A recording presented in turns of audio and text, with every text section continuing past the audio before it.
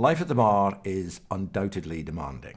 The unpredictability of the working hours, times when you're not busy enough for your own comfort, times when work becomes overloaded, perhaps even overwhelming. The constancy of email demands, from the time you get up in the morning through to the time you go to bed at night. Dealing with difficult clients, difficult judges and colleagues.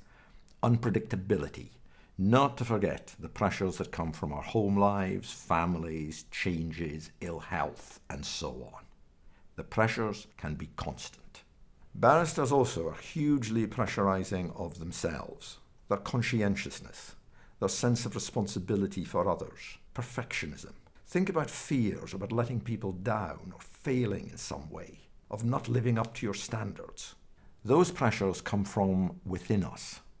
And it's very useful to see the difference between what is an external pressure and what comes from inside us. Put the two together, and it's a lot to manage. This is where we can find ourselves on the wrong side of this curve. If this is pressure, from very low to very high, and this is our effectiveness and our well-being, there is a curve that looks like this. The optimal zone in this curve is when the demands are just right for our personality needs. This is a zone of reasonable control and resilience, feeling confident, feeling good about what we are doing, feeling fulfilled and purposeful.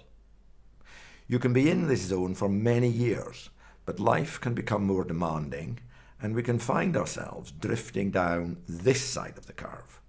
Now, for robust people, when they go off track, it can be a very slow pathway until it suddenly becomes more serious and opens a doorway to ill health, which could be physical, like the collapse of our immune system, or psychological, most likely depression or anxiety, in some cases, burning out.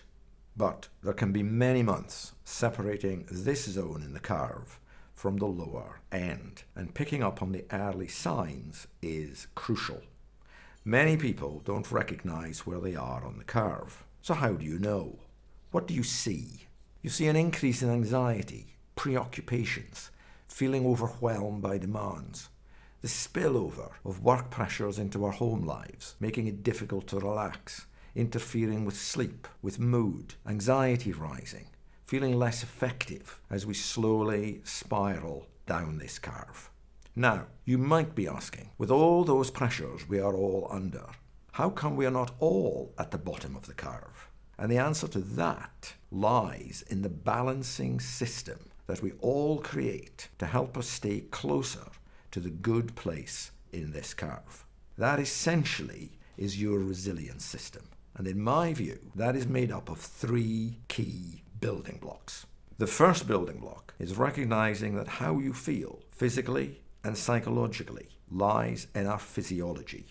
Chemicals in our central nervous system, in our adrenal system and neurotransmitters that manage our emotions. And this is where exercise, sleep, ways to relax, a good stable diet, keeping alcohol low, and our social life makes a real difference in stabilizing the physiology, which keeps us closer to the good place in the curve.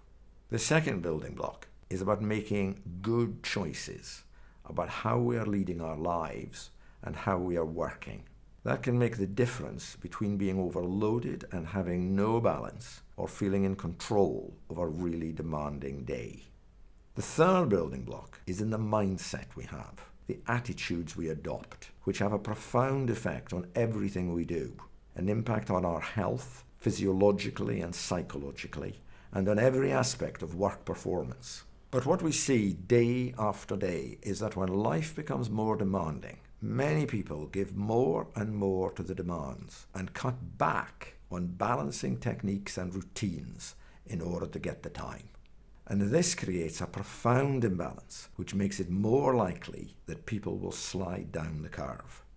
So, to stay around the good place on the curve, recognize the difference in how you feel from being at your optimal point and when you have started to slide. Have one or two indicators that tell you, I am no longer in the good zone. Secondly, do a handful of things to protect your physiology, to stay in control of work demands and your balance to life. And thirdly, Think about how you approach a difficult assignment, maintaining positive attitudes and applying mental techniques that sustain your sense of challenge and feeling good about what lies ahead.